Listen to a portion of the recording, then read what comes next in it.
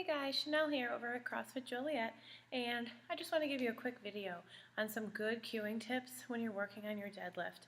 I like to call it the trick, which is really not a trick. It just takes a lot of time to really trust in that weight and to get your body and your mind ready to really do a max effort deadlift. So I'm just going to have a little weight here and talk to you about some of those cues that you need, and hopefully it'll help you out to be successful in your deadlift. So your first step is when you're approaching the bar, you want to make sure that you're approaching that bar with tension all throughout your body. It's not going to help you to pull from the ground if your body is not tight. So when I come up to the bar and I go right to grab it, I'm going to set my feet right underneath my hips.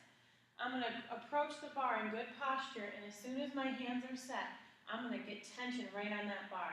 So you can see as I externally rotate my elbows in, I'm tight to the bar already. So tension is your first cue. That applies for a lot of your lifts, deadlifts and squats especially. So keep that in mind, that your body needs to be tight. Time under tension is going to be best for you. Okay, the next part is to make sure that you're dropping your hip as low as you can get it. You want to pull that bar into your shins and drop your hips. Pull the bar tight and drop the weight back into the glutes. So I come to the bar with tension.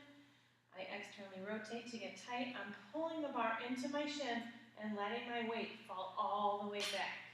That's the trick right there. Most people complain about back pain or they're hurting themselves from a deadlift because they're pulling from the lower back and they're not falling back to let the glutes and the hamstrings do the work. This is a hamstring loaded lift, so you need to let that body part do the work.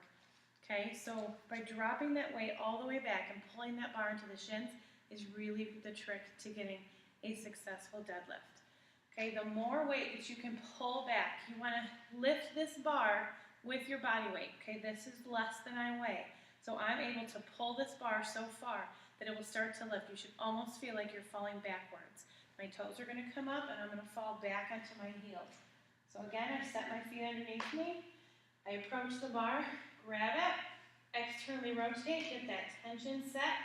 I'm going to drop my hips down and my toes are starting to come to the ground. And as you can see a little bit, the weight is already lifting up and I didn't even do anything yet. Just by pulling that bar in so tight and having tension in my body, the weight is already coming up without me even having to pull yet. I'm trusting the bar to hold that weight for me. That's the trick. You have to trust that this is going to help you to get there.